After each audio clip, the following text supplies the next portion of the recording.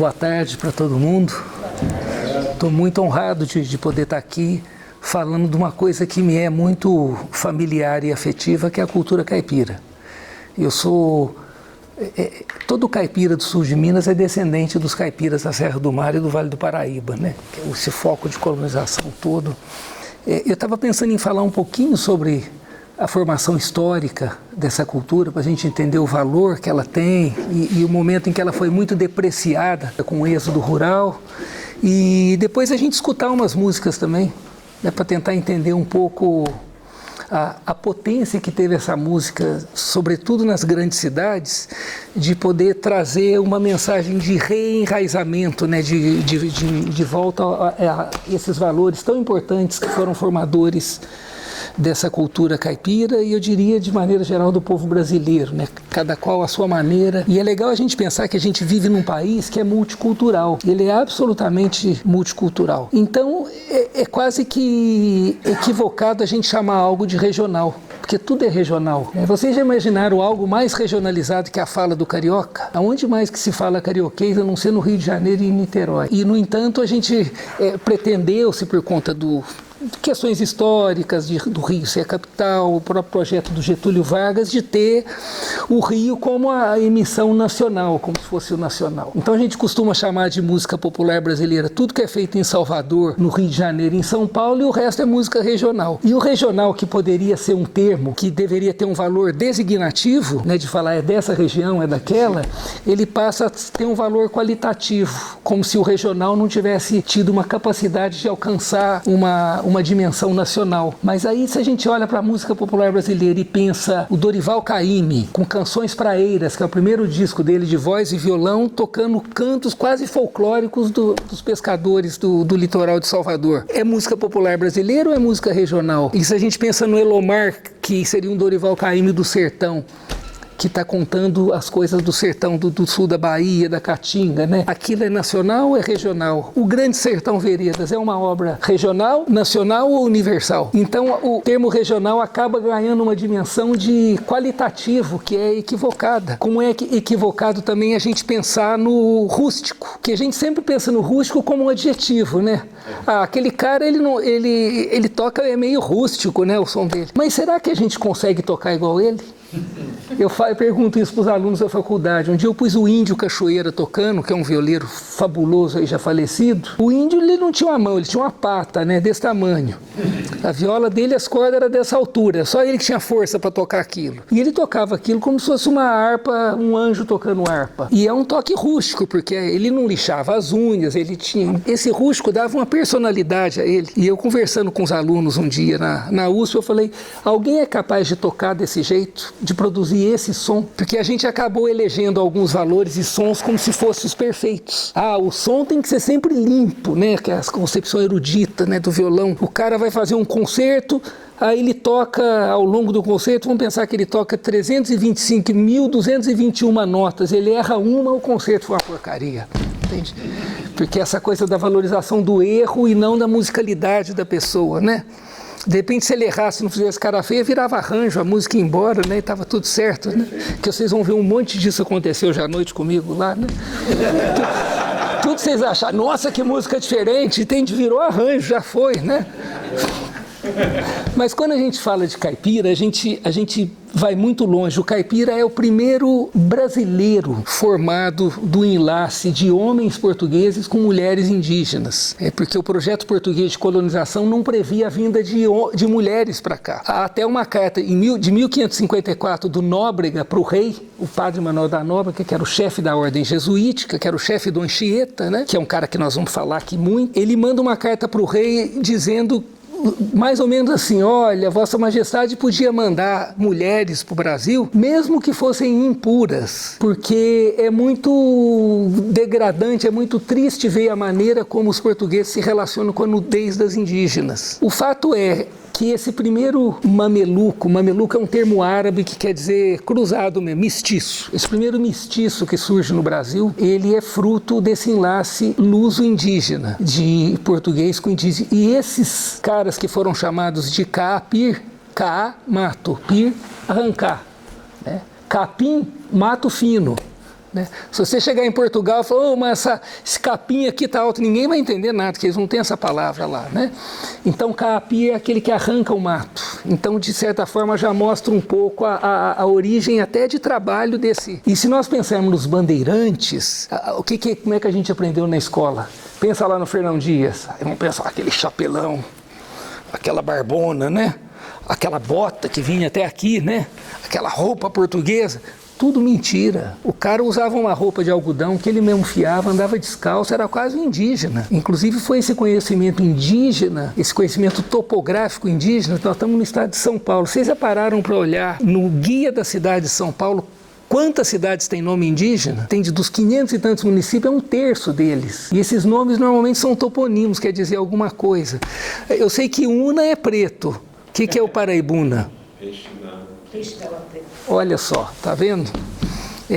Peixe da água preta. Olha que bacana, não sabia disso. Né? Taubaté é aldeia grande. Pindamonhangaba, Pindamunhang Abá, ou Avá. Pindá Anzol. Você não está na Pindaíba, né? Está pendurado no anzol, entende? Pindamunhang é fábrica, Avá é lugar, né? Então lá tinha um tipo de bambu que tinha uma dobrinha que os índios usavam aquele bambu como vara de pesca e anzol, né? Aí o nome fábrica de anzol, né? Aquela região do Paraíba ali. Mas para a gente falar do caipira, a gente tem que começar falando primeiro dos indígenas, esses povos que nós achávamos que já estavam aqui há 12 mil anos, na realidade, com as pesquisas lá do Piauí, da Serra da Capivara, já acharam artefatos de 48 mil anos. Então eles estão há muito mais tempo, né? E, na realidade, eles, por opção de vida, desenvolveram um outro conceito de civilização, que a gente está muito preso num conceito europeu, sobretudo francês, de civilização. Civilização é isso aqui, ó. Né? É isso, é civilização. E agora esse preço da civilização nos distanciou tanto das nossas raízes, do nosso planeta, que nós estamos destruindo nossa casa, né? E então o indígena, na realidade, é uma outra concepção de civilização. É como o Ailton Krenak fala, as nossas crianças, elas não são ensinadas a competir, mas elas são ensinadas a participarem sempre juntas, né? A ideia do coletivo é sempre mais importante do que a ideia do individual dentro do grupo indígena, e o que a gente mais ensina para as crianças desde pequenas é ensinar que o coração delas deve bater junto com o coração da terra. Bom, uma fala dessa já mostra que é um outro conceito de civilização, né? E muito mais avançada, porque os caras estavam aqui há 50 mil anos e o país estava do jeito que estava, com a mesma natureza, entende? Não tinha nada devastado, né? Enfim, mas os Tupi, que é o nosso foco aqui da história, os Tupi, eles vêm lá da Venezuela, lá da Amazônia, são povos muito aguerridos, né? Até hoje, os tucanos lá na Amazônia, todo mundo que anda na Amazônia tem que saber falar tucano, ou nhangatu, que eles também falam, né? O nhangatu é uma das origens da nossa fala caipira. Aqui a gente fala porta, portão, porteira também, né? Sim. Então, certo. Então, os Tupi eram um povo muito messiânico, e muito do messianismo estudado no Brasil, que muitas vezes é só atribuído ao sebastianismo português, a vinda de Dom Sebastião, na realidade está muito ligado aos Tupi. Os Tupi eram povos absolutamente messiânicos, e eles sabiam que o Deus da transformação deles, que era Maíra, iria chegar pelo mar. E eles sabiam isso 2000 anos atrás, na época que Jesus estava lá na Galileia pregando. Eles sabiam que o Deus da transformação, que era Maíra, iria chegar pelo mar, e eles tinham que encontrar o mar para receber o Deus da transformação. E o Deus da transformação chegou de caravela, né?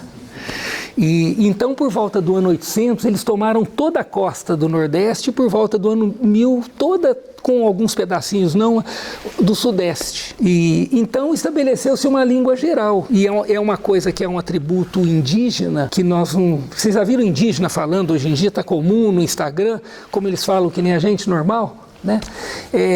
O poliglotismo é uma coisa normal entre os indígenas. Eles normalmente falam muitas línguas, né? Além da deles, né? Falam a língua geral, que é o nhangatu, no caso da Amazônia. Todo mundo na Amazônia fala tucano, porque se você encontrar os tucanos, você vai ter que conversar. Falam a língua deles, normalmente falam português, falam inglês, que é a língua de missionários, que vão invadindo ali para com essa ideia de catequese, que é muito mais um processo de aculturação, de destruir a cultura da pessoa para depois enfiar uma outra cultura na pessoa, né? Uma coisa muito questionável. E falam espanhol também, porque toda a América Espanhola está em torno ali. Então esses tupis chegaram, e quando então os portugueses chegam, efetivamente eles chegam em 1500, mas em 1530 eles tentam uma primeira investida, até São Vicente, mas o projeto português vai vingar em 1549, quando eles constroem Salvador. O Anchieta chega em 53 em Salvador e vem para cá, que é onde estava o Nóbrega, né, aqui para São Vicente, e o Nóbrega fala, ó, você é o cara que vai ter que capitanear essa catequese aí dos indígenas, né? E aí então surge um primeiro aspecto da musicalidade indígena, porque o Anchieta, ele vai ter que aprender a falar a língua dos caras. E como é que eu vou falar de uma coisa tão abstrata que é Deus, entende? Sem dominar a língua. Então ele aprende essa língua e cria para ela uma gramática tupi, que vai dar origem ao que foi chamado de Nhengatu. O termo Nhen em tupi é falar. Por isso que às vezes a gente fala, deixa de nhen, a gente está falando tupi na realidade aí, né? E essa língua geral, ela foi sendo espalhada, porque os Guarani e Tupi é o mesmo tronco linguístico, eles falam mais parecido que nós os espanhóis, né? Então eles tinham já desde o início desse projeto de colonização português, essa busca de carne lá no sul, descia com tropa de burros e voltava com carne, descia com burros, né? Daí Sorocaba era o grande centro de muares, né? De exportação de muares do Brasil, né? O que vai acontecer então? A questão musical. O Anchieta percebe uma característica que hoje é antropologicamente estudada já pelo Robin Wright, que é um antropólogo estadunidense que viveu no Brasil, que estuda religião de indígenas. Ele diz que os indígenas têm uma característica comum na América do Sul, é de terem a música como elemento de mediação com o sagrado. Gente, isso é muito forte, entende? Assim, se eu quero falar com Deus, eu vou ter que falar pela música. E isso é uma característica comum. Aí eu conto uma outra que a Marlui Miranda me contou, que é o único povo do mundo que faz guerra por causa de música. Uma etnia, um grupo vai e ataca o outro, inclusive os Kayapó são mestres nisso. Eles, muito aguerridos também, então eles invadem uma tribo, um grupo, roubam as mulheres que cantam e as crianças, levam embora. Essas mulheres e crianças são tratadas como os reis e rainhas, desde que ensinem as canções para eles.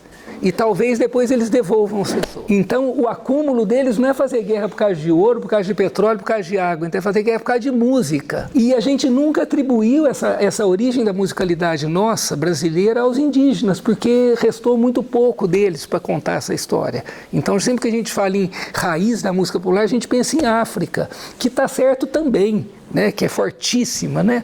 E pensa em Europa também, mas nunca pensa nos indígenas. E aí a música caipira já entra, porque o Anchieta ele vai se aproveitar de danças indígenas, como o cururu e o cateretê, que são presentes no nosso universo aí dos violeiros, né, da cultura caipira, e vai começar a colocar textos da liturgia cristã dentro dessas melodias, e também fazendo teatralizações com as crianças. E esse instrumentinho que a gente gosta tanto, que é a viola, é um instrumento muito antigo, é um instrumento que tem entre 700 e 800 anos de idade. O violão tem 300.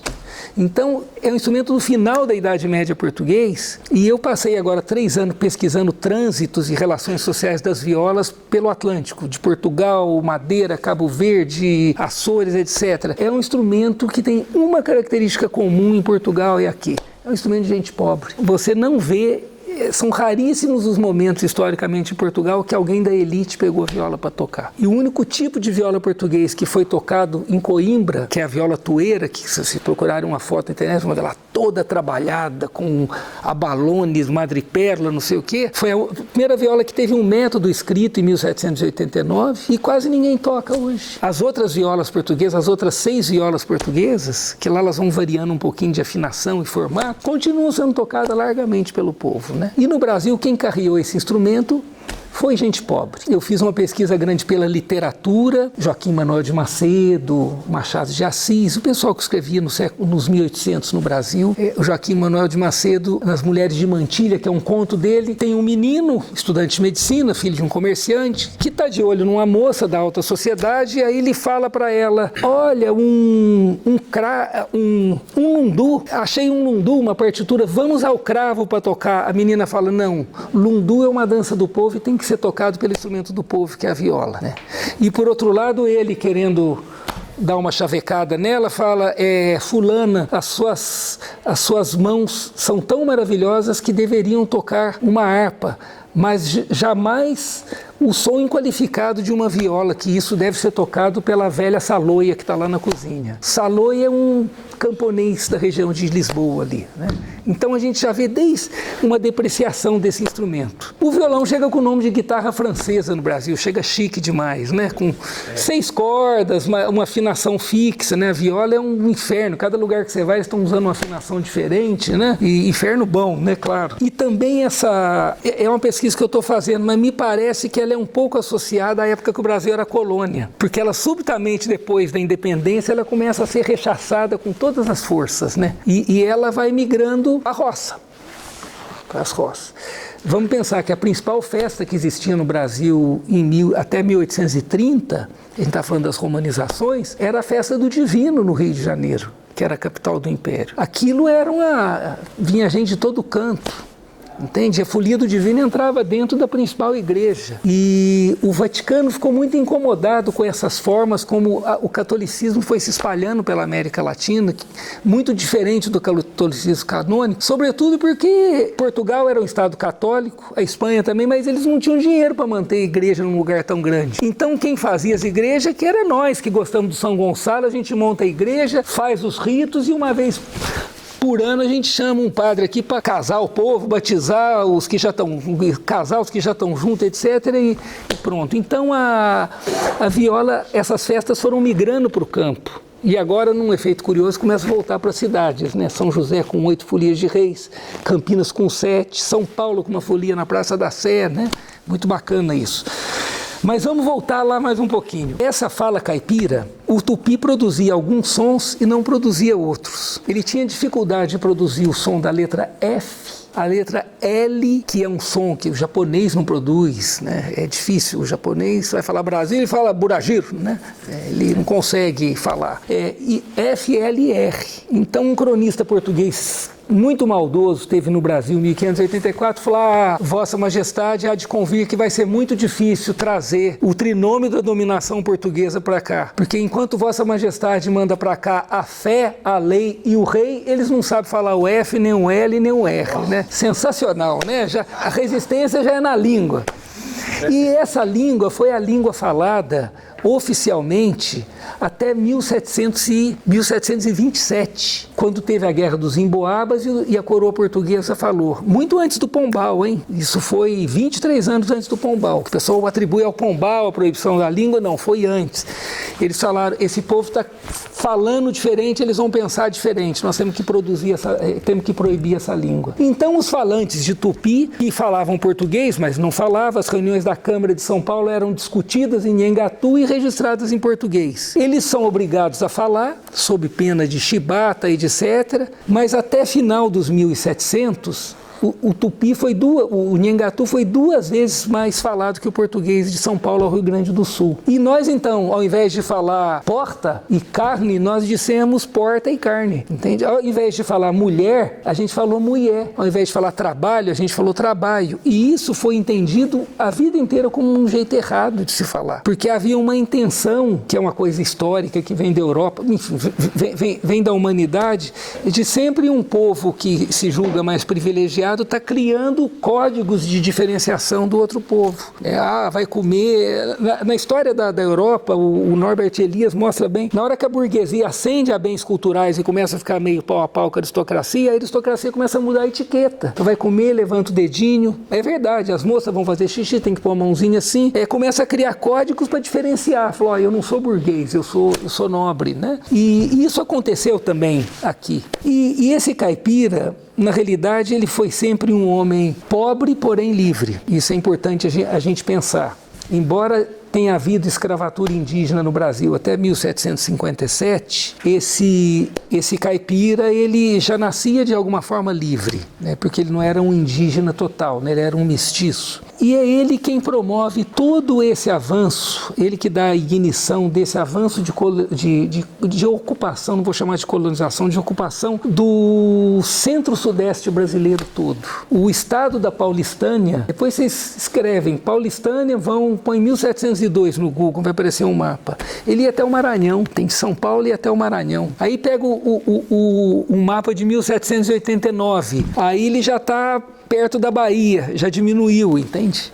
Aí você pega o mapa dos 1800 e pouco, já é o estado de São Paulo, mais ou menos como ele é. Inclusive o sul de Minas, até Airuoca, era tudo São Paulo. Minerada roubou tudo aquilo de São Paulo na hora de que foram federalizar esses estados aí. Mas esse caipira, ele tem uma característica que é comum a todos os povos que não têm escrita, eleger alguém da comunidade para estar registrando a memória do povo. Se eu conto aqui uma história para vocês agora, de 4 minutos, vocês vão sair ali fora e falar, Ivan contou uma história. A pessoa fala, como é que é? Vocês vão contar a história, mas com as suas palavras. E isso pode ir criando muitas variantes ao longo das pessoas e dos tempos. Agora, se eu ensino vocês a cantar uma história rimada, metrificada, vocês nunca mais esquecem. Então, a gente tem desde os Veládicas na Índia, quando a Índia não tinha escrita, os Aedos e os Rapisódios na Grécia, os Metris e os Moganes na Arábia, o Glimê anglo-saxão, o Bardo celta, o Griot na África subsaariana,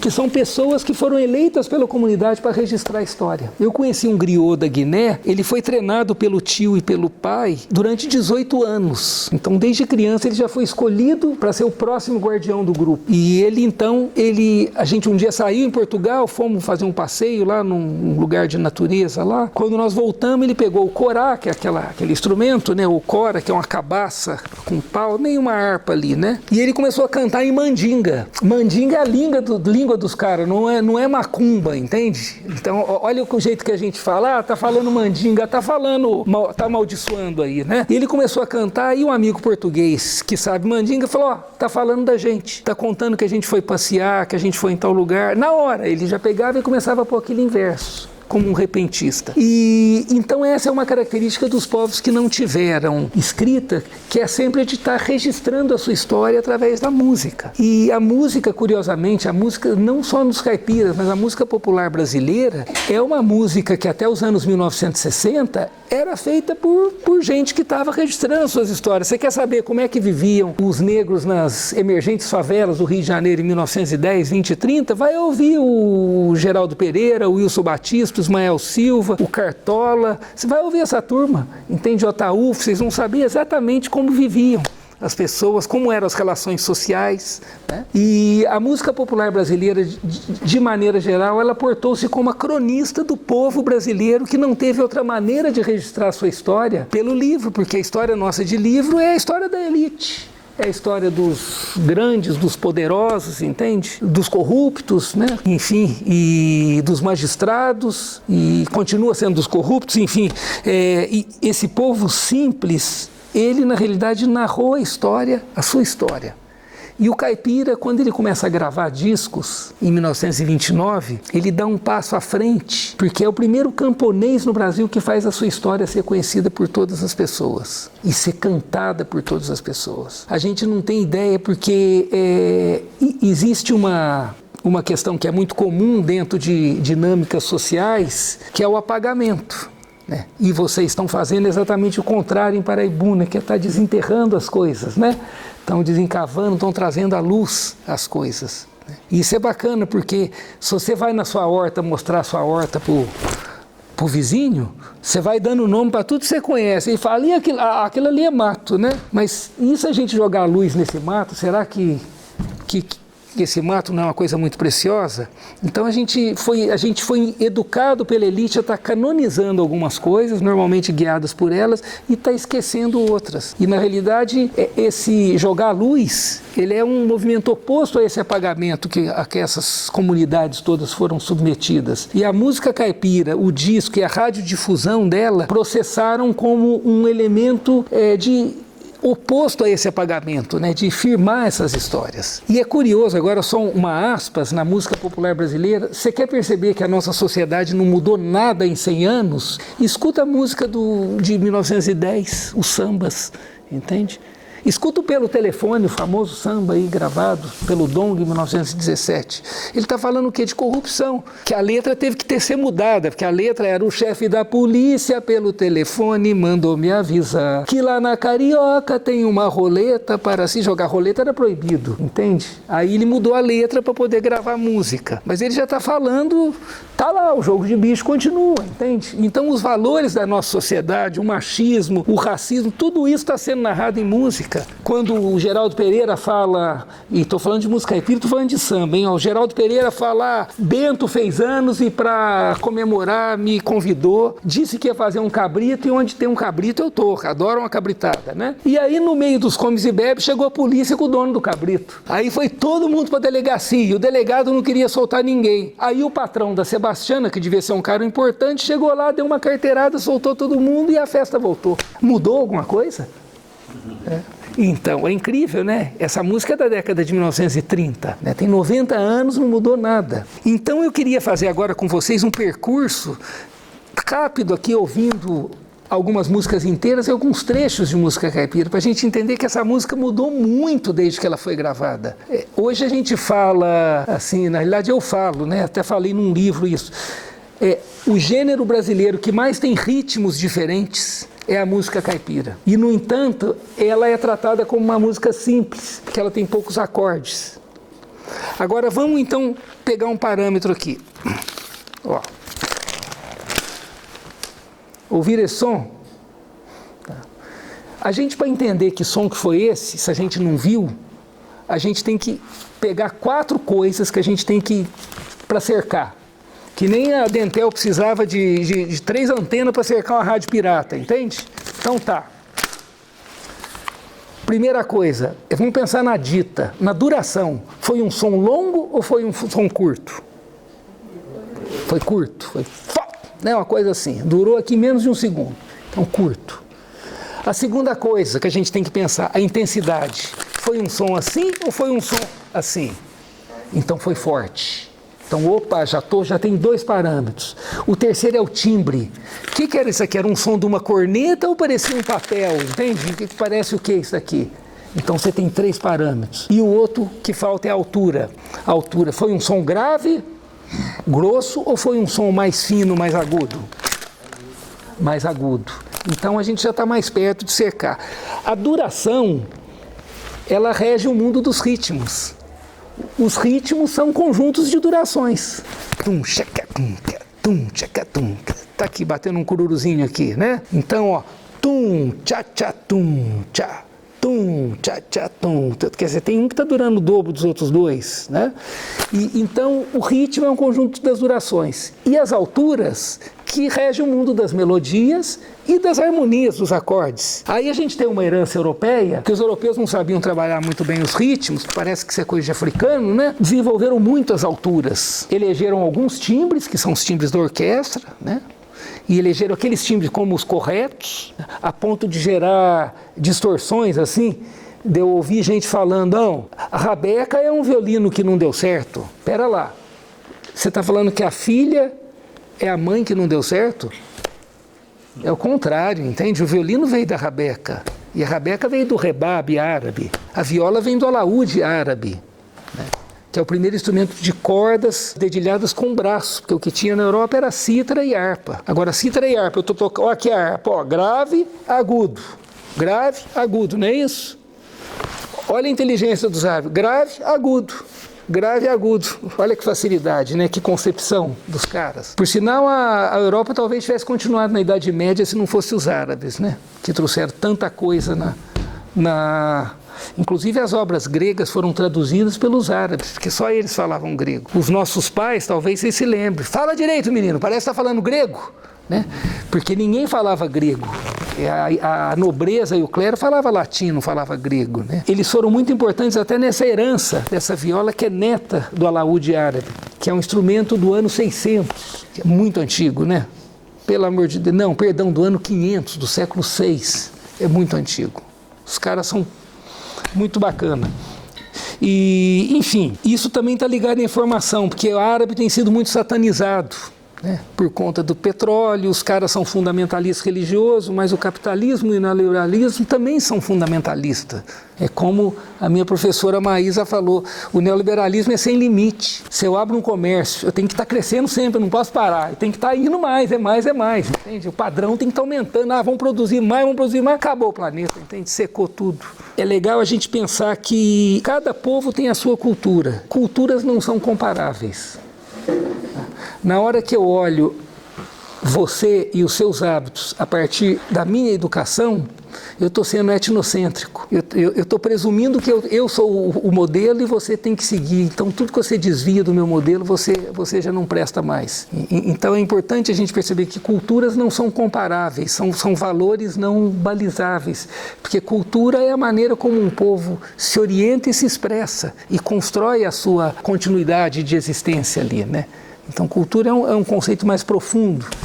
E ser caipira é o maior barato. Vocês vão perceber pelas músicas aqui que os caras são maravilhosos. Mas eu falava da dita, da duração, intensidade, timbre e altura. A música caipira tem 17 ritmos diferentes. Você não tem nenhum segmento na música popular brasileira com tantos ritmos. Samba, você vai achar uns 8 tipos diferentes de samba. Agora é tudo 2x4 samba. Tá, tudo 2x4. Coco, bambelô, samba de roda, partido alto, pagode, pagode romântico, é tudo aqui. Agora você pega a música caipira, cururu, 2x4, pagode, 2x4, a catira em 4, o cateretê em 2, a guarani em 3x4, a polca em 6x8. Você tem uma diversidade rítmica absurda, mas que nunca foi olhado porque era um mato. Então, aquilo era mato. Então ninguém olhou para aquilo. Isso é mato, bobagem, né? A gente olhar para isso, né? Música de gente que não sabe ler, entende? Você não tem valor. Agora vocês imaginam esses caipiras que tiveram num dado momento, porque a história do Brasil é a história do latifúndio, né? E a história do agronegócio se perpetua a história do latifúndio. É uma notícia que talvez vocês não saibam, é recente, de 3 meses agora, acontecido.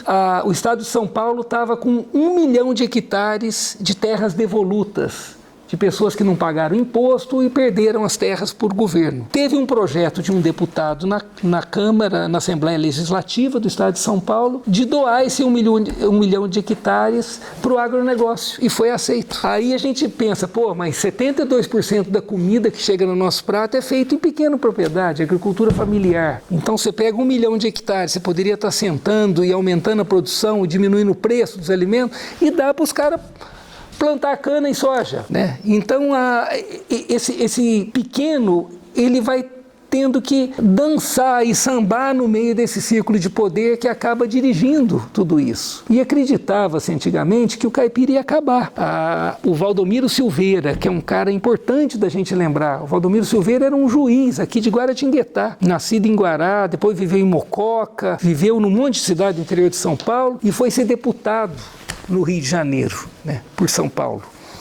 Ele, em 1891, ele escreve no Diário de São Paulo um conto onde ele usa a fala dialetal do caipira. Porque esse jeito de falar nosso, olha aqui, esse jeito que a gente fala, hoje pela linguística é entendido como a norma culta que se falou no Brasil nos primeiros 250 anos. Então, quando a gente fala desse jeito, a gente está celebrando o jeito culto que se falou no Brasil e não o jeito errado. Então, em outras palavras, nós é foda, entende?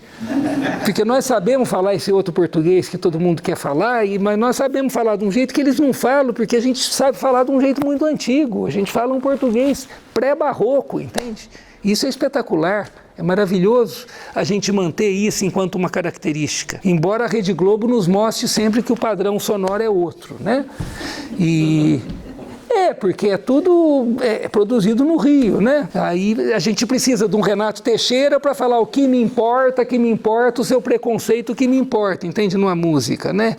Porque a gente, até caipira, era educado a cantar músicas com pronúncia em carioquês, entende? E muitos de nós, às vezes, nos pegamos cantando desse jeito, porque era a norma, né? De fazer. Então vamos escutar a música, que senão eu fico tagarelando aqui e nós não escutamos nada. Hã? Que bom. E olha, vocês podem estar me interrompendo o tempo todo, pode estar falando, mas peraí, isso aí, tal e tal, porque, enfim, é uma conversa, eu não vim com nada planejado, porque nós combinamos mais ou menos o que ia ser aqui na hora, né? E eu queria falar, não é para... longe de ser uma coisa de pretensão minha, mas eu fiz um doutorado em cima disso, quer dizer, eu estudei profundamente isso, eu fiz uma história social da música caipira, tentando entender a importância que teve essa música no processo de reenraizamento desses migrantes. E lá em São Luís, eu tive lá, o pessoal estava falando de patrimônio imaterial, eu defendo a ideia, inclusive estou preparando um livro de vários artigos que vai ter um sobre isso, de que a música caipira é um patrimônio imaterial do povo brasileiro, porque ela está narrando uma história de uma região que hoje responde por 80% do PIB do país, entende? Se você quiser falar de economia. Ela tá contando uma história de um derrotado que na realidade é um vencedor. E esses caipiras, na medida em que o êxodo... Oi? Digo, sobrevivente. Sobrevivente. Eles foram migrando muito em função que eu falava que é a história do latifúndio, eles foram migrando. Vocês viram que a minha fala é meio cultura popular, vai para lá, vai para cá, né? Não tenho uma ideia unívoca, porque eu prefiro que cada um construa a sua maneira o cabedal de informação que eu estou trazendo aqui, né? Cada um monta do seu jeito, eu acho que é mais rico assim. E porque também eu sou incompetente em falar reto, entende? Eu acho que tem também essa questão. Então, esses caipiras foram muitas vezes por conta de uma impossibilidade de estar sendo mantido no campo, porque historicamente no Brasil nunca houve por parte de governos, desde a época da colônia, uma política de assentamento real dessas pessoas, né, de dar condições. Eram pessoas que normalmente não usufruíam das benesses que a civilização estava trazendo, não usufruía das benesses da medicina, não usufruía das benesses da eletricidade, das engenhocas que vinham com a engenharia, as máquinas, não usufruíam disso. Eram pessoas que viviam de maneira... E eu falava do Valdomiro Silveira, que é o primeiro cara que escreve sobre isso. No século XIX, acreditava-se que fosse acabar essa cultura. E olha nós aqui, né? Acreditava que fosse desaparecer. O Antônio Cândido, que é a pessoa que escreve o primeiro livro sobre um estudo sociológico dos caipiras, que é Os Parceiros do Rio Bonito, ele defende essa ideia. Qualquer alusão futuramente que se faça ao caipira terá que ser feito ao homem da cidade. Aí logo depois vem a Maria Isaura Pereira de Queiroz estudar o Vale do Paraíba e fala nada disso. As comunidades caipiras que mantêm relação com a cidade são as que conseguem manter os seus valores de pé. E o Oswaldo Elias Chidier, que é um cara pouquíssimo estudado, que eu acho um dos mais geniais da cultura popular, é um filósofo da segunda turma de filosofia da USP. Ele era benzedor, ele curava bicheira de animal, tirava carrapato, benzia criança, benzia herpes, benzia tudo, né? Esse cara, em 1948, ele fez uma pesquisa no mesmo ano do Cândido, só que lá no sertão de Ribeirão Preto, Jabuticabal, recolhendo narrativas sobre Jesus na Terra. Narrativas populares, é sempre Jesus e Pedro, né? É sempre o profano e o sagrado junto ali. E sempre o exemplo do Jesus que vinha nessa narrativa. Ele recolheu perto de 50 narrativas. Ele era um estudioso, um cara poliglota também. Ele foi atrás nos testamentos e achou 6 narrativas dessas quase 50. E as outras ele foi encontrar em evangelhos apócrifos que sequer foram traduzidos para o português. Agora, como que pessoas analfabetas estão mantendo histórias há 2000 anos? Então ele criou esse conceito de manutenção subterrânea. E ele falava assim, ele falou uma coisa profética, porque ninguém imaginava isso nos anos 60. Tá? E isso está acontecendo nos anos 2000. Ele falava, as populações subalternas, quando vêm para a cidade, subalternas economicamente, né? São os migrantes pobres. Eles são submetidos a novos esquemas de sociabilidade e cultura e vão vendo a sua cultura ser pulverizada. Aí ele pergunta, mas será que isso implica num fim dessas culturas? Aí ele continua, tudo está a indicar que não, que em algum momento essas coisas se aglutinam de novo e brotam. Eu fiz uma pesquisa nas folias de Campinas em 2002, tinha 4 folias. Era tudo de imigrante, Paraná, interior de São Paulo, interior de Minas, que gostava de folia e foram morar na mesma periferia. Então hoje tem 7 folias em Campinas. Então ele fez uma coisa profética, ele sacou, essa cultura não morre, essa cultura adormece, né? E deixa eu só puxar o fio aqui, falando do Xidié.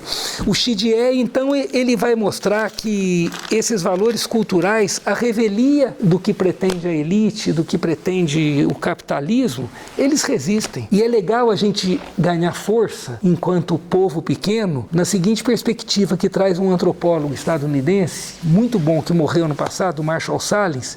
Ele está falando do capitalismo, ele estuda as formas de capitalismo no mundo. E ele repara que o capitalismo pretendeu ser uma coisa hegemônica, mas ele dependeu da cultura local para determinar como que ele ia ser. Em culturas mais solidárias, o capitalismo não colou muito bem, entende? Que é o caso dos árabes. Está aí um caso até longe da gente aqui. O árabe tem uma marca de solidariedade na cultura deles que é uma coisa impressionante, né? A família é sempre uma família estendida, o primo é irmão, entende? Eu até brinco, eu tenho um amigo médico que pagou, você imaginou pagar uma faculdade de medicina de 3 primos? Quanto que não custa isso? Ele pagou para os primos. Eu falei, pô, que fantástico, Samir. Ele falou, uai, primo pra gente é irmão, entende? A nossa família é estendida e a gente quer sempre abraçar o mundo, mas primeiro a gente abraça o nosso núcleo. Muito bacana isso, né, essa ideia. E depois a gente expande. Que é uma característica de povo pobre, na realidade. Solidariedade é uma marca. O Oliveira Viana falou de 4 fatores que identificavam o caipira no início do século XX. Primeiro é a probidade, que ele chamava, é a honestidade, que está muito ligado à fidelidade à palavra dada, porque num lugar que não tem escrita, a palavra tem muito valor. E como dizia Cleia Bose, num lugar que não tem escrita, o tempo de escuta é sempre mais importante. E a gente vive o oposto hoje, todo mundo quer falar nas redes sociais, todo mundo tem algo a dizer, né? Como disse Humberto Eco, quando começou essa coisa de rede social, ele falou, isso vai ser um desastre porque vai dar voz a milhões de imbecis, entende? Que vão estar falando bobagem, contando mentiras, enfim, coisa que nós já vivemos aí, né? E estamos vivendo. E então é a honestidade, a fidelidade à palavra dada, um valor importantíssimo que a gente tem perdido, a independência moral. Eu sou seu amigo, eu te devo coisas, mas eu não compartilho do que você vai fazer agora, então eu não vou te apoiar, porque isso vai contra os meus princípios, tá? Mesmo te devendo favores. Entende? Isso é fantástico, isso é independência moral, que é o que todo político deveria ter. E o quarto é a solidariedade. Olha que beleza, que 4 valores maravilhosos. E a gente, de alguma forma, a gente tenta, quando faz uma celebração dessa, ou faz os vários projetos que vocês têm feito, vocês estão tentando resgatar que isso tudo vem a reboque. Na hora que você puxa um aspecto cultural, na hora que você fisgou um peixe, veio tudo junto, assim, sabe? Veio a tralha toda que estava amarrado, que grudou na rede ali, vem junto, né? E isso é maravilhoso, porque aí a gente entra numa ideia mais moderna da física aí, de campo morfogenético, é uma coisa que tem sido muito estudado, que as espécies, as ideias estão no ar. O Alfredo Bose me falou, faça um livro do seu doutorado. Eu falei, pô, Alfredo, eu não sou escritor, né? Ele falou, digamos que você não tem um estilo, né? Eu não tenho mesmo. Ele falou, mas você escreve fácil, você escreve do jeito que você fala, e essa sua ideia está no ar, alguém vai pegar e publicar. Entende? Então, porque historicamente tem vários momentos desse acontecimento, que o Einstein pensou um negócio nos Estados Unidos e o Schiller pensou a mesma coisa na mesma semana na Alemanha, e eles publicaram na mesma época, sendo que não tinha meio de comunicação, não tinha telefone na época. A gente está falando do final dos 1800, isso, que as ideias estão no ar, né? As coisas. Então a gente capta muito isso. Quem mesmo falou que esses 4 universidades? Oliveira Viana. É um pesquisador brasileiro do início do século XX, ele é muito detratado hoje, porque ele, enfim, a gente tem que olhar a pessoa como uma pessoa da época. Então era um cara cheio de preconceitos também, era um homem culto, da elite, né? Culto não é uma palavra boa também, né? Nem nobre, né? A gente tem que evitar essas palavras hoje em dia, né? Lorde, entende? Porque essa nobreza viveu às custas da miséria do povo historicamente, então a gente não pode atribuir valores elevados e trazer isso para o nosso mundo, né? A gente não pode falar mais denegrir, né? Não pode falar mais judiar. A gente não devia falar escravo também mais, porque escravo é eslavo, é o esquilavo que os romanos pegavam para escravizar, entende? Na região do leste europeu. Mas tudo bem, isso daí já virou domínio público, né? Mas a gente evita, então, algumas dessas coisas. E o Oliveira Viana era um cara dessa época, então com olhar, mas ao mesmo tempo é legal a gente olhar como que as pessoas de cada época estão vendo os acontecimentos. Porque essa cultura popular, ela tem uma certa... É muito maravilhoso. Ela é imutável nos seus valores e para manter esses valores imutáveis, ela precisa mudar por cima, por fora. Um dia eu cheguei para um mestre de congado em Natércia, em 1991. O congado dele era uma festa, tinha homem, mulher, criança, tambor, sanfona, viola, cavaquinho, flauta doce, tinha tudo que você imaginava, escaleta. Eu falei, seu Dito, ele era mestre há 55 anos, né, que o mestre tinha morrido, ele assumiu, ele tinha 75. Falei, seu Dito, o que o senhor acha desses congados de hoje que misturam um monte de instrumento? Estava bulindo com ele, né, porque os congados da região perto ali, Machado, é tudo só tambor, aquela coisa mais... que confeccionado pelos caras. O que o senhor acha desses congados de hoje que mistura mulher, homem, mistura um monte de coisa? Ele me olhou meio espantado e falou, uai, meu filho, nós aqui somos tudo congado e é pelo congado que a gente entende o mundo. Então, se o mundo muda, o congado precisa mudar para a gente continuar entendendo o mundo. E eu só não pus um pianinho de pia, um tecladinho, um piano de pilha, porque eu não achei, porque eu queria muito colocar. E aí a gente reporta, então, a um conceito da Simone Weil de enraizamento, que é o seguinte, todo ser humano tem uma raiz que é passado pelo local, pelo meio em que ela vive e pela cultura que ela tem. Essa raiz traz para a pessoa um posicionamento diante do presente e um pressentimento em relação ao futuro. E ela continua. As importações de valores são tão importantes quanto o enraizamento no ambiente natural, mas elas, para nos alimentarem, precisam antes ser digeridas, e é só pela cultura local que elas devem ser digeridas para depois nos alimentarem. E essa é uma característica indígena. O indígena é um antropofágico, um cara que rouba a música do outro e faz a música virar dele, né? Essa é uma atitude forte que a gente tem, assim, né? De beber a cultura do outro. O rock and roll chegou no Brasil, deu a Jovem Guarda, que é meio parecido, mas deu o Clube da Esquina, entende? Deu o Guilherme Arantes, deu tanta gente bacana, né? Deu Mutantes, deu a Tropicália, deu tanta coisa diferente, porque caiu no caldeirão, misturou no molho e já saiu outra coisa, entende? E o que é esse molho? É o caldo histórico da nossa cultura, dessas misturas todas. Tá certo, prima? Você fez assim? Será que é? Será que não é? Eu concordo. Vamos lá, então.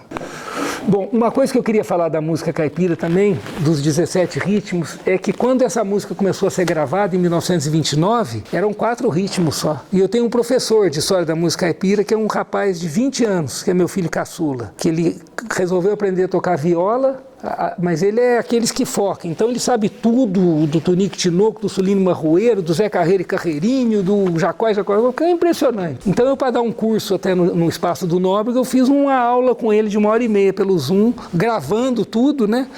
Porque ele falou, pai, repara, eram poucos ritmos que tinha. Eu falei, interessante. Agora, de onde que veio tanto ritmo? Na hora que vinha chegando uma dupla de um lugar do outro, ia trazendo um adicional. Então, é a prova dessa multiculturalidade, né? E é uma música, essencialmente, paulista. Uma informação, eu fui, como é que é a palavra? Consultor do IEFA em Minas Gerais, em 2017 e 2018, no processo de patrimonialização da viola em Minas. E foram catalogados em Minas, isso não é competição, não, é só para a gente ter a dimensão do que é a viola no estado de São Paulo. 1.500 violeiros aproximadamente. 1.500 tocadores de viola em Minas Gerais foram catalogados. No estado de São Paulo, nós temos aproximadamente 220 orquestras de viola. Então, se você puser 10 pessoas em cada orquestra, que é pouco, sempre tem mais, umas têm 10, outras têm 20, outras têm 30, para onde já vai esse número? E os violeiros que não tocam em orquestra? Vai no Instagram e põe hashtag, né, sustenido lá, né, Jogo da Velha, Violeiras do Brasil. Vocês vão ver impressionante o movimento que as mulheres estão fazendo com a viola. E em São Paulo é uma avalanche, entende? Aquilo é um tsunami, né, e trazendo uma outra musicalidade, um outro jeito de perceber o mundo, né, espetacular. Vamos então começar escutando. Vocês sabem da história do Cornélio Pires?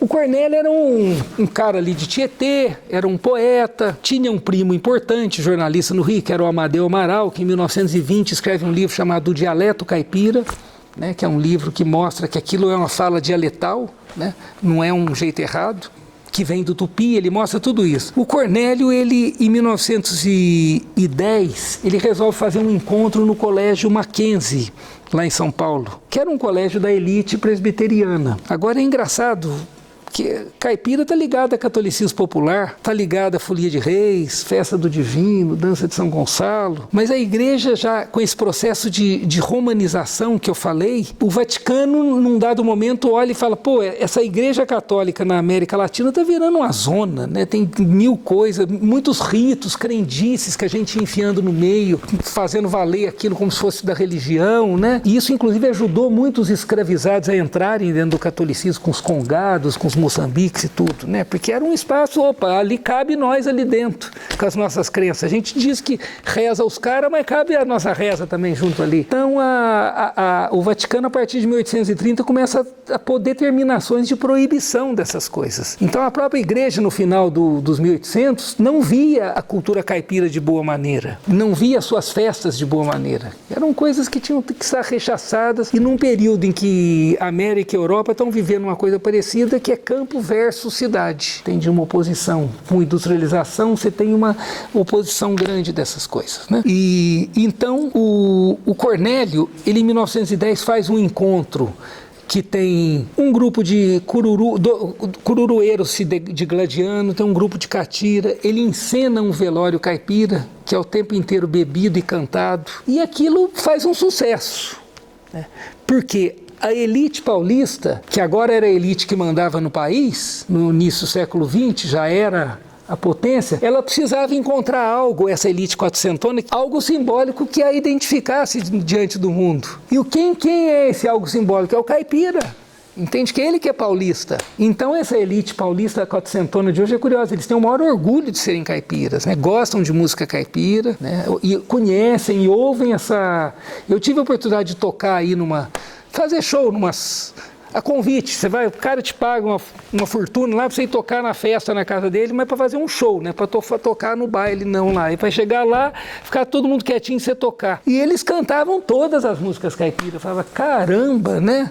E o pessoal aí cheio do dinheiro, né? E então eles se identificaram com essa cultura. E o Cornélio Pires, a partir de 14, começa a virar um showman, a contar histórias, aonde ele sempre mostrava que o caipira era mais sabido do que o pessoal achava que fosse. Ele conta que uma história dele que vinha andando um caipira numa beira de morro, ele viu um homem bem vestido, com um tripé parecido com esse aí, tinha um aparelho, lá no fundo tinha outro cara que andava com uma estaca. Ele foi chegando de curioso perto, um homem olhou para ele e falou, bom dia, moço. Bom dia. Falou, o senhor desculpa incomodar a voz missê aí? O voz missê é o que deu você, vem de vossa mercê. Desculpa incomodar a voz missê, mas eu estou vendo o senhor, moço bem apessoado, trabalhando. O senhor pode me dizer o que é esse aparelho aí? Falou, o senhor não sabe? Ele falou, sei não, senhor, nunca vi. Isso aqui é um teodolito e eu sou um engenheiro. E continuou olhando lá, o pobre do caipira ficou sem entender nada. Nisso o silêncio dele incomodou o engenheiro. Falou, vou explicar para o senhor, eu estou aqui trabalhando para trazer progresso para essa sua região que é muito atrasada. Aí o caipira ficou espantado, porque ele nunca tinha visto atraso ali, achava tudo verde, bonito, né? Cheio de passarinho, de flor. Então eu estou aqui abrindo uma estrada e é a partir das minhas medições com esse aparelho e aquela estaca que o meu empregado está lá andando para um lado para o outro, que eu vou fazendo as anotações para ver o traçado da estrada, o ângulo da curva, a inclinação da curva, e depois vem as máquinas e abre a estrada. Nossa, aquilo o caipira regalou o olho, ficou impressionado.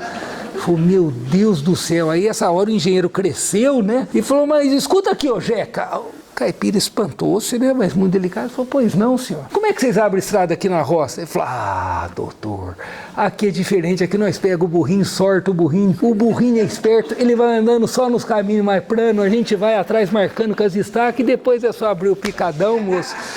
Ele, pois bem. E quando vocês não têm burrinho, como é que vocês fazem? Nós convido o engenheiro, né, doutor?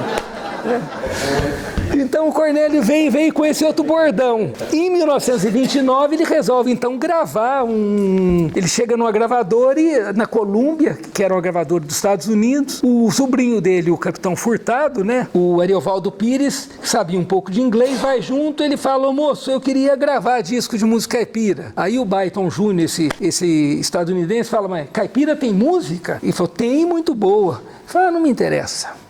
Não interessa de jeito nenhum gravar isso. Ele fala: e se eu pagar? Ele falou: se o senhor pagar, sim, mas o senhor tem que trazer o dinheiro hoje. E o Ariovaldo conta que, na realidade, o cara não estava sendo ganancioso, mas ele estava querendo poupar o Cornélio de fazer uma burrada. E o Cornélio vai no Largo do Arocho na hora do almoço e volta no começo da tarde, chega na mesa do cara com um embrulho de jornal. O cara vai: pra que esse tanto de dinheiro? Ele falou: não, você não queria dinheiro, tá aí, agora eu mando. Eu não vou gravar um disco, eu vou gravar 6 discos.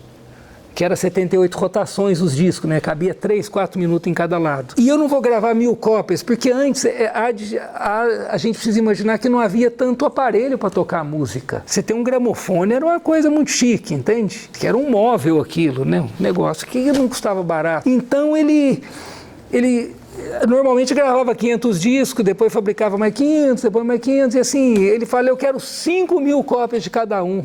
O cara: você é louco. Ele falou: não, eu quero um selo diferente, uma numeração diferente, e só eu posso vender meu disco e vou vender 2 contos de réis mais caro. O cara falou: você está ferrado. Ele falou: não importa. Então ele, em maio de 29, ele grava. E ele pega 2 carros, põe um alto-falante num e sai viajando pelo interior. E a notícia corre por telégrafo, que tinha discos com os caipiras cantando moda de viola, que era chamada de romance na época, né? Porque aquilo é uma história onde quando você canta, você não toca, não acompanha, você só desenha as vozes. Aí quando para a estrofe, dou um recortado que é para você guardar esse pedaço da história. O Tinoco fala: nós quando era jovem cantava romance nas fazendas e no meio tinha que parar para tomar um café com bolo. Você imagina uma meia hora de história pelo menos, né? Para o cara parar no meio. Aí quando o Cornélio vai pôr isso no disco, ele fala: mas não cabe, né? Então aqui, começo, meio, enfim, pronto. Reduziu para 3 minutos, que era o que cabia no disco. E então ele formatou essa moda de viola. E essa notícia vai por telégrafo, e ele vai indo para Sorocaba. 2 meses depois ele chega em Jaú, que é 260 quilômetros de São Paulo, é perto, né? Tem alguém de Jaú aí? Ó só, ele chega em Jaú e manda um telegrama para a fábrica. Falou: fabrica mais que eu já vendi tudo. Para a gente ter uma ideia, vocês sabem quantos discos do Nico Tinoco venderam? Quanto é estimado? Porque não tem dados disso, né? Ou se tem, não chegaram até nós. Eu tenho amigos pesquisadores dessa área de produção fonográfica. 150 milhões de discos. 150 milhões de discos. Gravaram mais de 1000 músicas. São uma máquina. Quantos artistas no mundo gravaram mais de 1000 músicas? E os caras cantando maravilhosamente. Entende? Timbrado, afinado, aquela coisa perfeita. Então é de se admirar que a nossa história, a nossa elite não olhe para isso como um valor de alta grandiosidade, porque é feito por uma cultura subalterna. Imagina que eles viajavam no Canhambeque, né? Tonico e Tinoco. Tinha um carro a manivela que eles viajavam no Brasil. Imagina um carro numa velocidade, eles faziam show em Curitiba. Saía daqui do interior de São Paulo e ia lá. E com aquelas estradas bacanas que tinha antigamente. E cantava no gogó. Cantava no gogó. E o Tinoco, ele tem a voz tão aguda que é uma coisa impressionante. Não é falsete, né? Ele canta... É quase que um grito aquilo. Que quando eles chegaram numa rádio em São Paulo e foram fazer um teste, na hora que ele deu um agudo, ele estourou a membrana do microfone. E o técnico falou para eles... Tá gravado aí, né? Vai cantar alto assim lá na... Entende? Porque ele quebrou porque o microfone de condensador, ele tem uma micromembrana que vibra e transmite o som, né? Ele arrebentou aquilo, né, com o agudo dele, né? E a potência. Mas vamos lá então ouvir um pouquinho aqui. O Cornélio faz uma coisa muito interessante. Nós vamos ouvir trechinhos, tá? Que é gravar uma toada de mutirão. Mutirão é uma palavra tupi que quer dizer ajuntamento mesmo assim. Está relacionado a trabalho junto, que é uma prova da solidariedade. De mutirão paulista. Toada de mutirão paulista.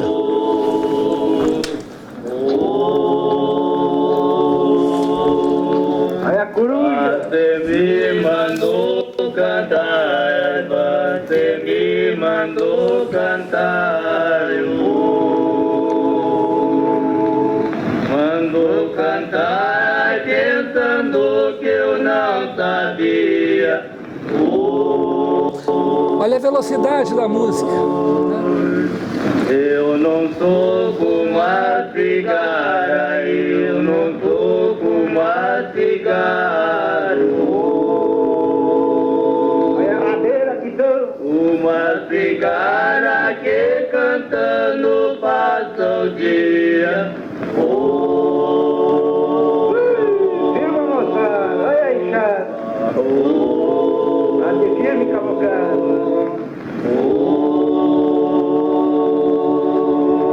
Cadê o senhor patrão? Ai, cadê o senhor patrão? Ai, que a dica já vem já. Senhor patrão, a esta vai é pra você. E por aí vai. Uma pausa. A gente vê aqui um canto polifônico, como é a Folia de Reis, que é uma herança de canto de igreja da Renascença, entende? Isso é uma coisa muito bacana. Isso veio com os portugueses também para cá. Embora os indígenas também tenham cantos polifônicos também, né? De várias vozes, né? Cantando junto. E então essa gravação é uma gravação da primeira leva de discos, né? Do Cornélio. Que ano que é isso? Em 1929. Época que o Mar Morto estava doente ainda, hein? Faz tempo. Toda a vida, né? E, bom... Cururu vocês conhecem, e eu já vou pegar aqui no... Vocês já viram o desafio de Cururu? Olha, eu já vi. Procura Pedro Chiquito na Piracicabana, procura Pedro Chiquito na internet, né? no YouTube, Pedro Chiquito, Nho Serra, é espetacular, assim, pra vocês terem uma ideia da verve dos caras, né? Aí eu dou uma encurtada aqui e já venho para uma moda que o Cornélio grava nessa primeira leva, ou na segunda leva, que é a moda do bonde camarão, que é o caipira, então, olhando a promiscuidade que é o bonde na cidade grande. Aquele bonde cheio, e dá aquele tranco, o povo se encosta um no outro, esfrega, o caipira olhando aquilo e acha aquilo um horror. Então ele faz é uma moda do bonde camarão, né? Que, se não me engano, é Arlindo Santana, talvez, Arlindo Santana e Cornélio Pires, né? Se estiver em São Paulo, de certo se arregalaram por lá.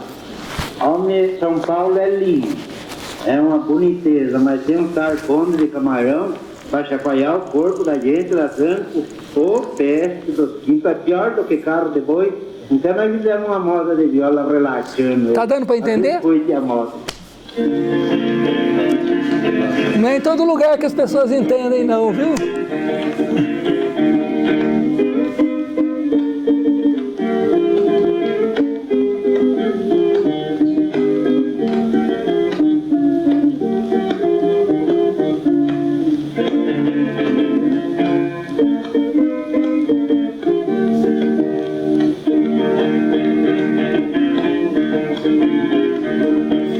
Aqui em São Paulo que malha mole, esse esconde que nem gaiola. Cheguei a abrir uma portinhola, levei um tranco e quebrei a viola. Índio, fui dinheiro na caixa da esmola. Teve que pagar para entrar no bonde, né? Pôs dinheiro na caixa da esmola. Chegou um velho de pateirando, levou um tranco e foi campeão. Deixou uma ideia e saiu pulpando, sentou de um lado e agarrou a suando. Pra morder o vizinho tacate. Pequena pausa. Vocês entenderam a situação? Sim. Conseguiram entender? Joia.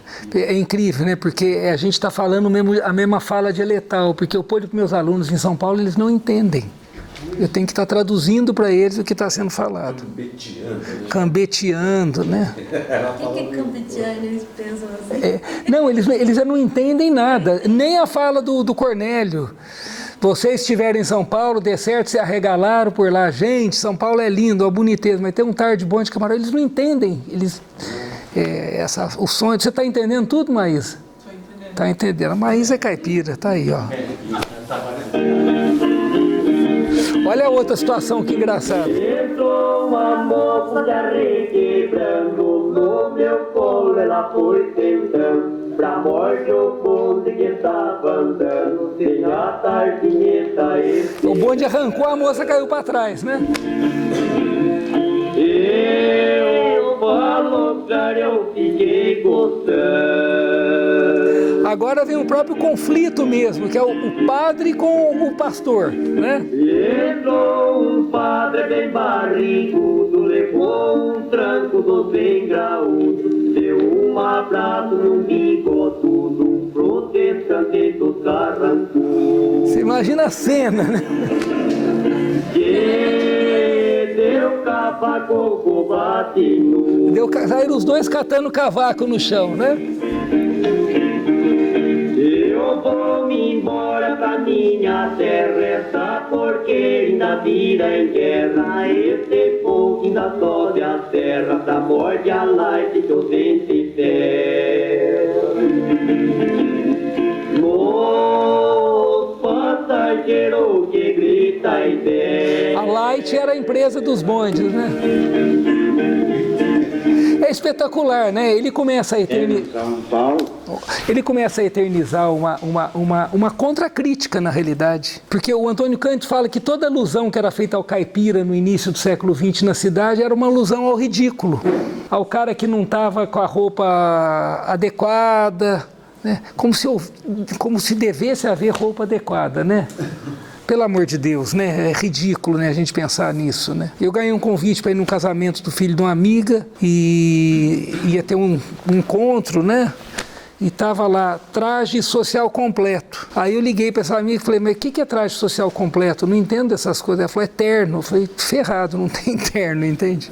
Aí não fui no casamento, porque tinha que ir de terno, né? Então o caipira foi muito depreciado, sobretudo pelas vestimentas. Foi sempre tratado como ridículo por causa disso. Uma coisa que se retrata muito são os filmes de Mazzaropi. O filme do Mazzaropi. Então, o Mazzaropi é uma coisa controvertida. Tem um cara, o Glauco Barsalini, que é um super estudioso de Mazzaropi. O Glauco é professor da PUC em Campinas, um ótimo sociólogo, que ele traz os aspectos positivos.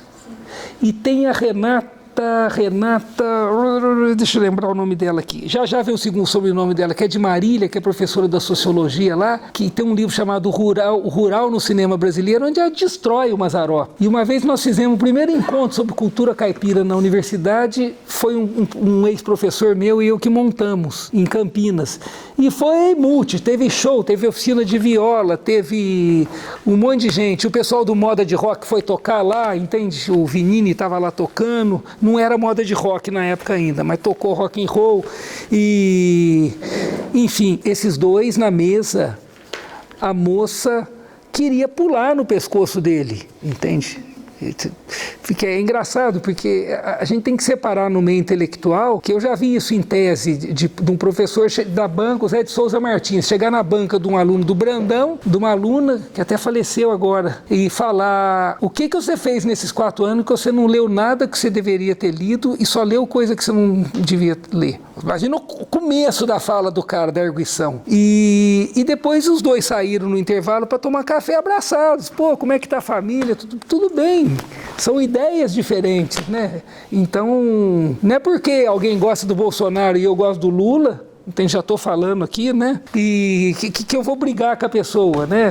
Nossa, a gente já teve tanta dissensão na vida, não precisa disso agora mais, né? E no seio das famílias, né? Uma coisa tão triste. Se eu vi acontecer em casa, que eu sou caçula de 13, né? Então essas famílias antigas, povo muito unido, né? De repente você começa a ver uma dissensão dessa por causa de um ponto de vista, né? Eu fico pensando muito nas festas juninas, assim, né? Nas escolas, da vestimenta, né? Sempre que tem que ter um remendo, um remendo, um dentinho preto aqui que é para parecer que é banguela, né? Tipo que, enfim, né? Reforça ainda muita coisa que boa. do Antônio Cândido falava assim, mas ainda tem isso. Ainda né? tem isso. E eu trabalhei no Museu do Mazzaropi, lá em Taubaté. E eu ficava pensando muito nessa dificuldade, assim, de como que a gente... Porque teve uma época de crianças que recebemos lá do Vale Histórico, né? E aí eu falei, como é que eu vou juntar o Mazzaropi, né, para eles se sentirem com vontade de conhecer o museu. E aí eu lembro que eu sentava com eles em roda, assim, no chão, e começava a falar do Mazzaropi. Muitos conheciam, né, a maioria, e aí eu perguntava quem que era caipira. E aí geralmente as professoras ficavam em pé atrás e as crianças sentavam. Aí as professoras levantavam a mão e as crianças não. Não sou, eu, caipira, não sou dona. É assim, meu pai nasceu na roça, mas eu moro em Cunha. Então, eles começaram a falar uns argumentos, assim, sem sentido nenhum. Eu falava, lógico, né? Com certeza, ninguém é caipira, né? E aí eu começava a trazer elementos pra eles, de tipo, e fogão a lenha? Quem aqui conhece fogão a lenha? Quem aqui tem um Fusca? Quem aqui, sei lá, pilão? E aí eles começavam a se identificar e brigar com o outro, porque a minha receita da paçoca é diferente da sua. Olha só que incrível. E aí eu falava que eles eram uns caras de pau, né? Então vocês são uns caras de pau, além de ser caipira, né? E era muito difícil, assim, no primeiro momento, quebrar isso. Porque até hoje tem, né? A gente pensa, sei lá, o que eu já ouvi, assim, de uma pessoa de São Bento falando que não é caipira, que caipira é uma coisa, e a pessoa mora na roça, tem a família na roça, tudo, então ainda tem. É um conceito depreciativo, né? Eu não sei, desculpa. Não, imagina. Se jogasse inferior por conta de ser o que é. Na verdade, não, é uma cultura riquíssima. O Brandão passou isso, o Carlos Rodrigues Brandão, quando ele começou nos anos 80 a pesquisar em Catuçaba, né? E de repente saiu uma grande matéria no estado de São Paulo falando dos caipiras de Catuçaba e de São Luís. Aí ele foi na feira um dia e o pessoal brinca que jogaram tomate nele, mas é mentira. Um agricultor que era feirante chegou para ele e falou, ô professor, a gente recebe o senhor com todo carinho em casa. O senhor veio tantas vezes em casa, foi recebido, nós conversamos tanto, e o senhor vai no jornal e chama a gente de caipira. Aí foi uma manobra para ele conseguir explicar, né? Porque para eles o termo já estava impregnado desse depreciativo, desse valor depreciativo. E é interessante a gente pensar em umas coisas também, antes de ouvir a próxima música, é que quando a nossa cultura popular estava sendo gestada nos séculos XVIII e XIX, que é quando ela começa a dar resultado desses inúmeros encontros culturais, a nossa elite estava de costa tentando ser europeia, né? E talvez hoje ela queira ser de Miami, né? E ela continua de costa. Então ela não presenciou esse processo sócio-histórico rico que gerou essa cultura mais rica do mundo, tá? Em termos de não tem nenhum país do mundo com 250 danças folclóricas, né? Quantas batidas tem o Moçambique? Entende? O Congado Mineiro tem 40, 50, 60 batidas diferentes. Cada dia que eu converso com um amigo, eu estava falando com o Tavinho Moura até aí, ele, não, porque eu fiz uma marujada, então, e começa a cantar o rito da marujada que ele conhecia, que é diferente da que eu conhecia. E, então eles olham para isso e não reconhecem como deles. Da mesma forma que quando, num dado momento da história recente do nosso país, os pobres começaram a viajar de avião, entende? A Danusa Leão foi lá e fez uma crônica no Globo, agora perdeu o glamour de viajar de avião, entende? A pessoa viaja de avião de sandália havaiana, faça-me o favor, né? Aquilo lá é um meio de transporte ou é um distintivo da elite? Vocês já tentaram assistir um concerto na Sala São Paulo? Assistir um concerto da orquestra da OSESP na Sala São Paulo? Vocês foram de bermuda? Não entra. Não entra. Você vai de sandália? Não entra. Você tem que ir a caráter, entende? É ridículo, entende? E isso existe. E agora fizeram um túnel por baixo da Cracolândia ali, né? Que o pessoal estaciona. O pessoal da elite que sustenta a Sala São Paulo. Para nem ver ninguém. É um túnel, você estaciona no estacionamento, entra por um túnel, passa por baixo e sai dentro da Sala São Paulo. O dinheiro do seu ICMS que você paga de imposto está sendo usado para isso. Né? para devolver terra para o agronegócio, né? Bom, vamos lá, vamos continuar aqui.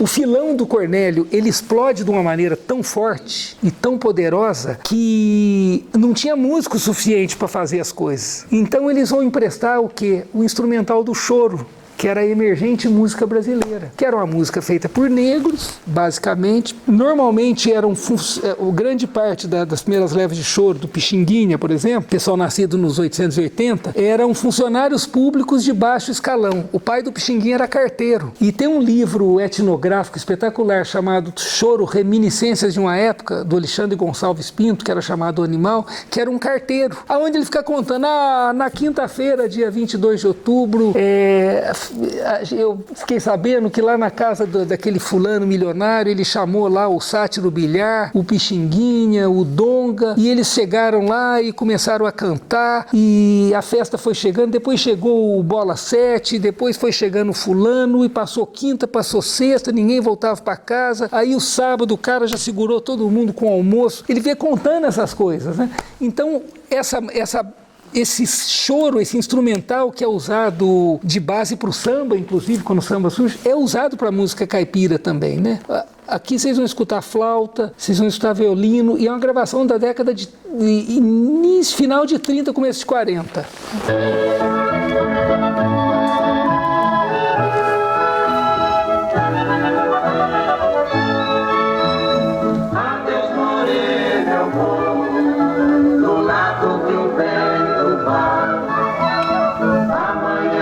O que tem de instrumento aí?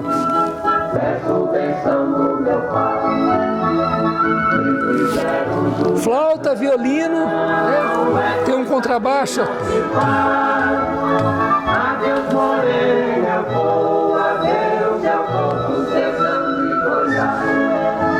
Na passagem da porteira. Isso é quase música barroca, esses maneirismos aí, sobe, desce. Ai, ai, o pulo que o macho deu. Posso dar uma pausa? Na passagem. Então a música, quando ela começa a ser gravada, ela não é a música caipira que a gente conhece hoje, que é essa coisa, viola e violão só, entende? Era desse jeito, né? Quando ele fala, ele não falou porteira, ele falou porteira. Porteira, essa música é do Raul Torres, quer dizer, ele quem canta, não sei se é dele. Autor, sim. O Raul Torres, ele era de Botucatu, então ele era de Botucatu, né? Ele falava assim, só que ele vivia em São Paulo há muito tempo, e ele cantava música nordestina, né? Nos Turunas da Pauliceia. E ele tinha uma charretinha na Estação da Luz, que era um táxi ali. E ele, quando pinta esse filão caipira, ele fala, opa, tá pra mim, entende? Ele entra com tudo nessa, né? E se dá muito bem, compõe grandes clássicos, né? Um cara que virou, mas não era a praia dele. É que foi um filão que abriu e vende muito. Opa, vamos lá, né? Estamos querendo tocar, os caras estão oferecendo, vamos lá, né? Olha essa próxima aqui. O que vocês estão ouvindo de instrumento?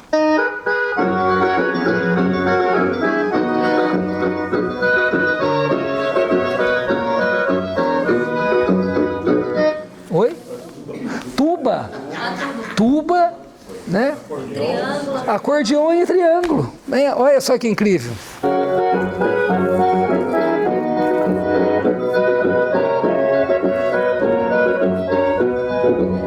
Mestre Carreiro, como chama vosso boi? Chama saudade de um amor que já se foi. Mestre Carreiro, como chama vosso boi? Chama saudade de um amor que já se foi. Pausa. É legal a gente pensar num aspecto histórico interessante, que era chique nas fazendas que tinha escravizados ter uma orquestra. Era chique eu poder receber vocês que vieram da Europa com um jantar e depois pôr os meus escravizados para tocar um pouco pra gente. Então foi da Bahia, sobretudo Bahia, até beiras de São Paulo, Rio de Janeiro principalmente, Bahia e Rio, até Buenos Aires e até o Mississippi, nos Estados Unidos, onde havia escravizados, havia orquestras de sopro, eram instrumentos de sopro. E esses escravizados que tocavam eram escravizados da casa, não era o cara que ia para a lavoura. Então eles se alforriavam muito rapidamente. Normalmente eles eram dentistas de arrancar dente, barbeiros, eram chamados negros barbeiros, que vão dar origem ao choro no Rio. Ficavam nas praças tocando. Que eles vão se alforriar, vão para o Rio de Janeiro, ia todo mundo para o Rio, né? O Rio em 1900 tinha 1 milhão de habitantes, em 1800 devia ter uns 500 mil habitantes, 400. Era o point, a capital, né? Vão para lá, ficar nas praças fazendo barba na hora que não tiver eu tô tocando. E sempre o instrumento de sopro, que era mais fácil ensinar um instrumento de sopro que um instrumento de corda, que você ia ter que arrumar corda. Eu vou arrumar corda para violino no sertão da Bahia em 1821, entende? Como que eu vou fazer uma coisa dessa, né? Então pela própria perenidade mesmo do viola, a gente tem que estar trocando corda, arrebenta, né? A flauta não, você vai trocar a sapatilha de vez em quando, o corinho lá que bate. Não precisa muito longe para ir, se você quiser comprar uma corda para onde? Então, você imagina, então as músicas do continente americano, elas curiosamente eclodem na mesma época, nos 870, o ragtime lá no Mississippi, que vai dar origem ao jazz, o danzón em Cuba, que vai dar origem à salsa, o machixe no Brasil, que vai ser uma das matrizes do choro aí mesmo, o próprio Ernesto Nazaré, que era chamado de tango brasileiro, porque machixe era coisa de gente pobre, tango já era uma coisa mais fina, então para a mocinha comprar uma partitura e tocar na casa, o pai tinha que ler que estava escrito tango brasileiro e não machixe. E a milonga na Argentina, que dá origem ao tango. Todas elas são músicas afro-americanas que surgem na mesma época, que foi um tempo de maturação desses encontros culturais. Isso é muito interessante. Então, o que é a característica que você pensa em orquestra sonora dos Estados Unidos? É Big Band, não é isso? Big Band lá o tempo inteiro. E aqui no Brasil? Eu vou tocar onde? Como é que chama o lugar que eu vou tocar ali? Então, o que é aquele... Um coreto. Toda a cidade tinha uma bandinha de sopro de coreto, tinha uma furiosa, não é isso? Então o sopro é a característica sonora do continente americano. E daí essa tuba aí está fazendo o contrabaixo, né? É muito interessante isso. E repara só também que nos anos 40, olha o tipo de sonoridade que tinha. Um havaiano.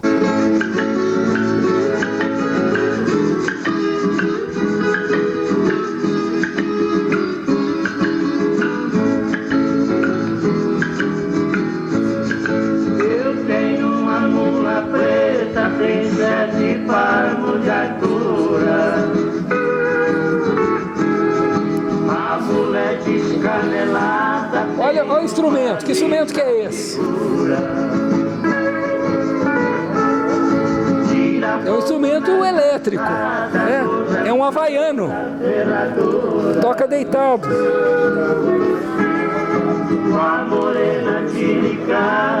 Tenho.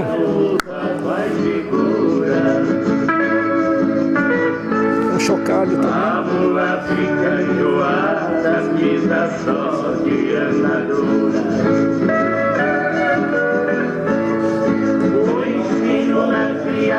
Tem a viola.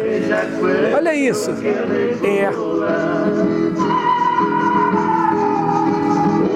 Isso parece mais uma assombração que o instrumento, né?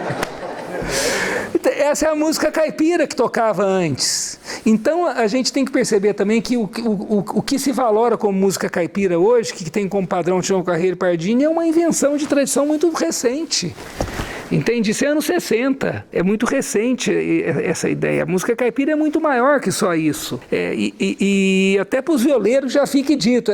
Essa bobagem, não sabe bater pagode, não sabe tocar viola. Entende? Um dos maiores violeiros que eu conheço, que é o Tavinho Moura e o Adelmo Arco Verde, não sabe tocar pagode, porque ele não é da cultura deles tocar pagode. O Adelmo é um deus tocando aquela viola no Nordeste, entende? O Adelmo Arco Verde. O cara toca muito. Agora, se você falar de pagode para ele não vai entender nem o que é. Agora ele não é violeiro porque não sabe tocar pagode, né? Então a gente foi inventando tradição e a gente precisa pensar no seguinte: tem uma diferença grande entre tradição no Brasil e tradição em Portugal. Em Portugal aconteceu uma coisa muito triste, é que lá não existe folclore. O que é o folclore, na realidade, o fato folclórico? É um conjunto de crenças que num dado momento de partilha e celebração, aquilo é manifesto, com uma dança, com uma vestimenta, com uma comida, com uma música, né? Então tá aí a folia de reis e tudo. Agora, você precisa ter um conjunto de crenças, e esse conjunto é o mesmo que o velhinho do Congado lá falava, entende? Para nós o Congado é o mundo, se o mundo muda, o Congado precisa mudar, é que para manter a essência eu preciso mudar por fora, né? Então a tradição para a gente é uma árvore que joga frutos cada vez mais longe. Em Portugal aconteceu o seguinte, na década de 30, quando o Salazar tomou o poder lá, que foi mais ou menos na época que o Getúlio tomou aqui, o Getúlio veio para derrubar uma política agrária do café com leite. Então tudo que fizesse alusão à cultura rural sai fora, entende? Não quer saber disso. Ele vai valorizar o operariado, ele vai criar CLT, ele vai valorizar o samba, a cultura urbana, que de certa forma foi um caminho da música popular brasileira, né? 32% das músicas gravadas no Brasil são sambas, né? 1/3. E lá em Portugal foi o contrário. O Salazar pegou aquelas manifestações folclóricas, que Portugal era um cocôzinho de mosquito na Europa, né?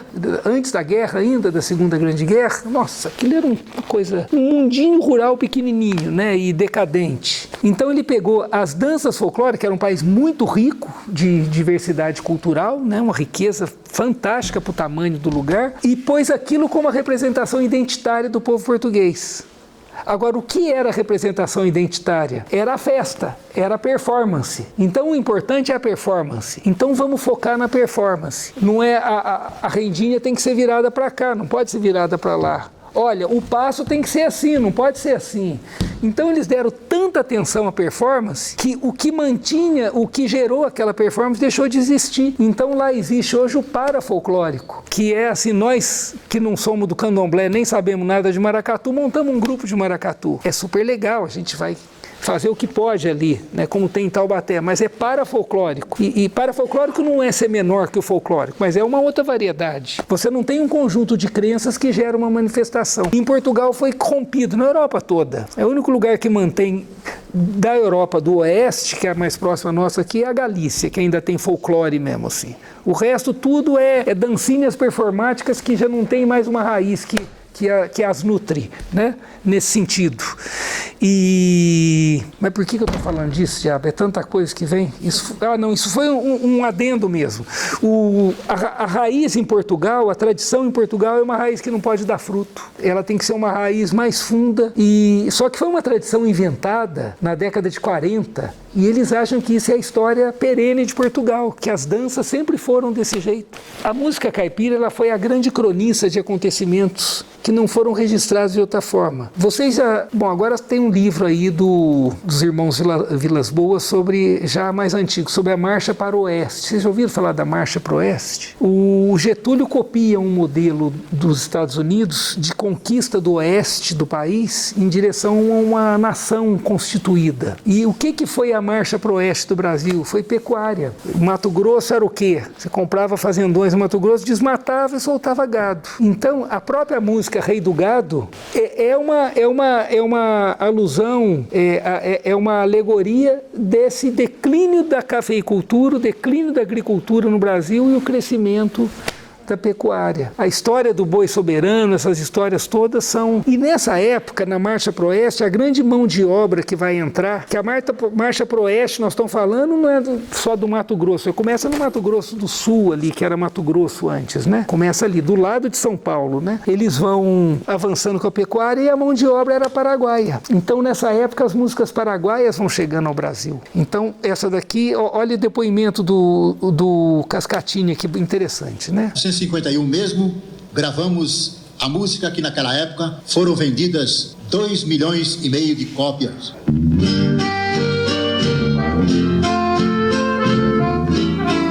Todo mundo conhece, né? A Índia, né? Então pronto. Então a gente tem uma atração interessante, que as músicas que vieram do lado do ibero-indígena, hispano-indígena, que são as músicas paraguaias, foram se abrigar dentro da música luso-indígena, que é a caipira, inicialmente. E as músicas afro-americanas, que vieram com a política de boa vizinhança dos Estados Unidos, as músicas caribenhas, o bolero, o rumba, mambo, xaxaxá e cali, vão se abrigar onde? No samba, que é a música afro-americana. Então tem uma atração étnica aí, entende? De origem, que as músicas um pouco que se atraem, porque elas são parecidas. Eu dando uma aula de história da música popular, quando fui falar de música caipira, faz anos, tinha 3 alunos do México. Eles falaram, professor, então é como se o México só tivesse música caipira. Olha que interessante, porque lá tudo é hispano-indígena, a música deles, né? Então os ritmos são parecidos com nós, inclusive isso daqui é mexicano, esse ritmo.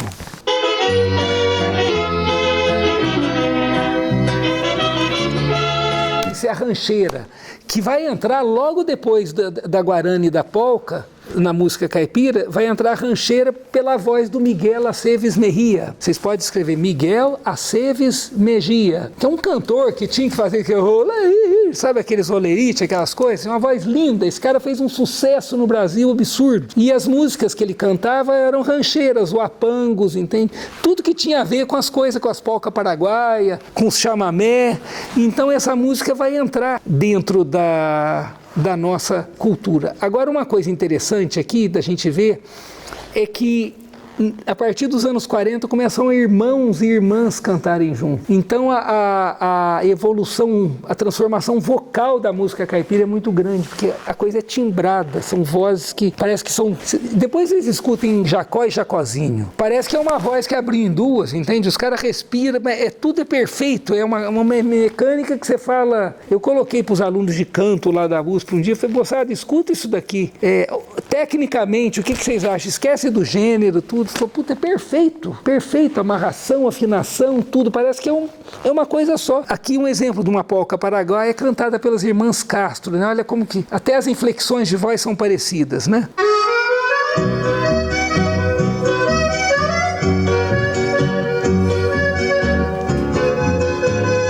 A polca tem esse baixo em 3, né? E aqui tá raca, tchaca, tchaca, tchaca, tchaca, tchaca, tchaca, né?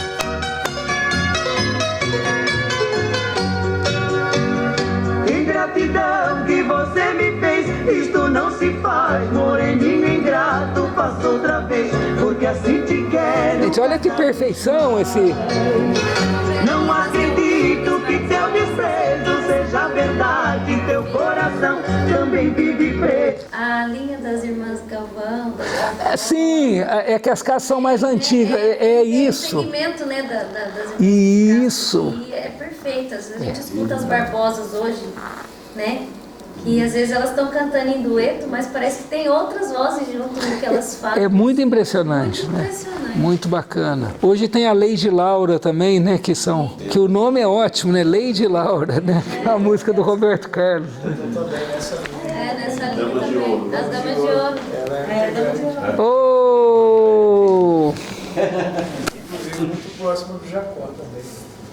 A minha colega era a esposa do Jacó. Nossa, Jacó e Jacozinho, eu acho que foi a dupla que mais vendeu nos anos 70. Eu acho um fenômeno musical aquilo. Aquilo é uma música que, assim, se você mandar num disco de folk music, Brazilian folk music para os Estados Unidos, o pessoal vai ficar louco. Fala, puta, que coisa, que canto que é esse desses caras, entende? Aquela voz meio amolecida, sabe? Uma coisa impressionante aquilo. Eu sou fãzaço dos dois.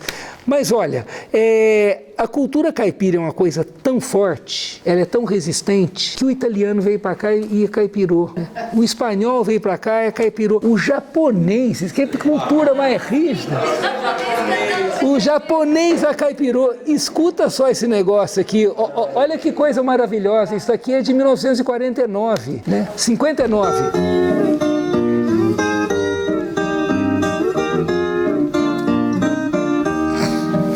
Mudar a equalização aqui.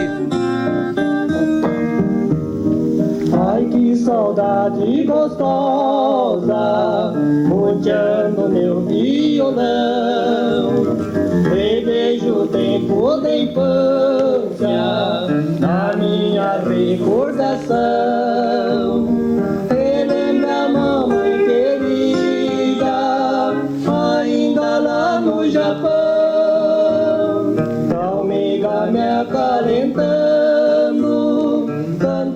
canta doce canção.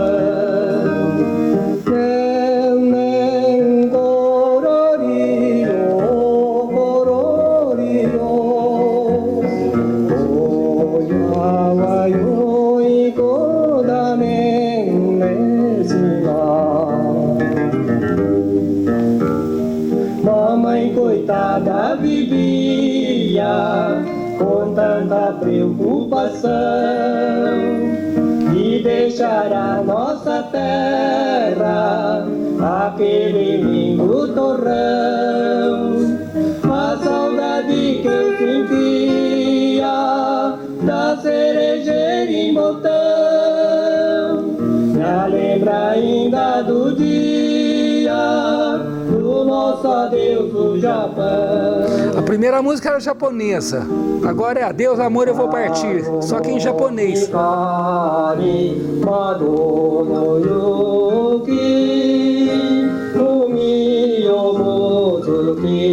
Então a primeira é japonesa, a segunda é brasileira, na realidade é espanhola, mas com letra em japonês, e a terceira vai ser brasileira inteira. É muito legal esse processo, né?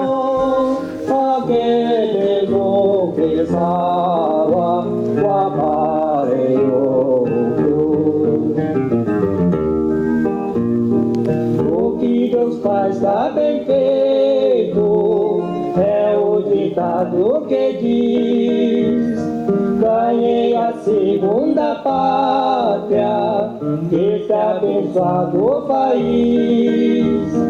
Uma cabocla bonita, o anjo que tanto eu quis, com o nenenzinho no colo, cantando muito feliz.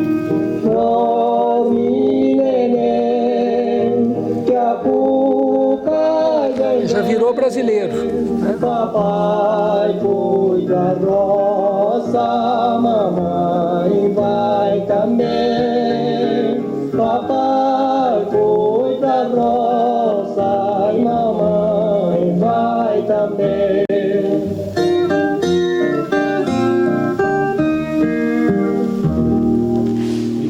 É fantástico, né? Então a gente faz parte de uma cultura muito resistente. E essa cultura começou a ser muito depreciada com o advento da República no Brasil, que a República, para se firmar, ela precisou achar algo simbólico. E ela trouxe o positivismo francês, o positivismo kantiano. E o Comte era um homem da época dele, que era da época das enciclopédias. E o que era? Bom, meu primeiro emprego de músico foi ser vendedor de enciclopédia Barça, né? Imagina, na época eu tinha cabelo, era comprido, mas não vendi nenhuma, né?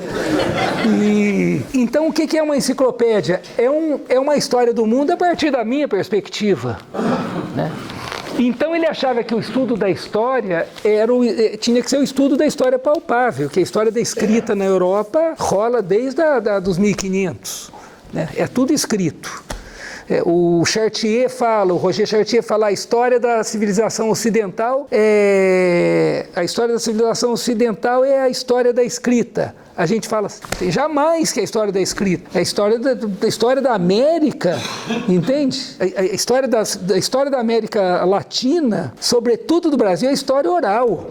A primeira universidade da América Espanhola é de 1551, em São Marco, no Peru, e Autônoma do México, em 1613, Córdoba, na Argentina. A primeira universidade no Brasil, enquanto um conjunto de saberes que conversavam, é de 1934, que é a USP, entende? Porque antes se juntava medicina, engenharia e direito e falava que era universidade, entende? A própria UFRJ reconhece que eles são de 24, reconhece que em 37 eles conseguiram copiar o modelo da USP, entende? Então é interessante a gente pensar que nós somos um povo que foi formado pela tradição oral e a gente ainda trabalha na tradição oral. Está aqui um grande músico, grande mestre. Como é que você ensina música para a turma? Ué, tocando. Pronto. Ou será que você dá a partitura e fala, toca aí, entende? Só depois de um tempo. Só depois de um tempo, porque primeiro é o jeito que... Primeiro a gente aprende a falar, depois aprende a ler e escrever, não é isso? dia, nós que somos músicos, esses dias a gente participou de uma aula do Márcio, da rua, que a gente estava ouvindo. Ficou embaixo da janela ali. As suas melodias lá, e a gente tava... Olha, é legítima tradição oral essa daí, né? É a prova disso, É a a gente prova. tava lá. E eu comentei com ele assim que ele chegou hoje. Eu falei, a gente estava lá só escutando. Olha que bacana. Então a gente não pode abrir mão dessa característica que fez a nossa cultura ser tão diversa, né? Então, é claro que o saber escrito ele é muito importante, e o saber escrito socializa as coisas mais depressa, né? Se você faz um método do jeito que você toca, que é diferente de todo mundo, as pessoas vão tocar mais rápido do que ficar tentando tirar de ouvido no disco, que às vezes é difícil. Então, mas o saber escrito ele normalmente é unívoco, ele aponta numa direção, e o saber oral ele aponta em todas as direções, quantas forem as pessoas envolvidas. Então, gente, ser caipira é o maior barato, entende? O que a gente produz é bonito e a gente tem que ter orgulho disso, né? Quem Vitória tentou a afinação? Oi? A afinação da viola, tem várias, né? São muitas. Mas por que inventaram isso? Por que inventaram? Olha, eu não sei o porquê, mas eu vi uma situação um dia que eu percebi que era uma folia de reis, que tinha três capitães, 3 embaixadores, porque as folias foram acabando nesse período aí, lá em Caldas. E aí um falou para o outro assim, você quer embaixar um pouco? Quer fazer a embaixada? Ele falou, tá bom. Aí ele pegou a viola, na hora que ele bateu o acorde, ele viu que não dava para a voz dele, que ele era um baixo. E não é que ele mudou a afinação, ele fez outra afinação na hora, entende? Essas coisas. Isso inventaram para poder um pegar a viola do outro, né, emprestada. Eu não acho que é por isso não, aí já é que nem falar que o pessoal punha gaveta na mesa para esconder a comida na hora que o outro chegava. Não, eu acho que pode até ter acontecido isso uma vez ou outra, mas eu acho que é muito mais um espírito de criatividade, de tentar adequar, que vieram 9 afinações de Portugal para cá, e essa afinação que a gente usa na música caipira, ela é paulista, ela é do século XIX, é o que tudo indica, e ela tem esse nome de cebolão, porque quando as pessoas tocavam, o som que saía era tão bonito, que quem escutava chorava como se estivesse descascando cebolas, né? Então olha que poético e que bonito isso, né? Tá bom, gente? Ótimo. Então, maravilha. Obrigado a vocês, viu? Valeu. Prazer, viu?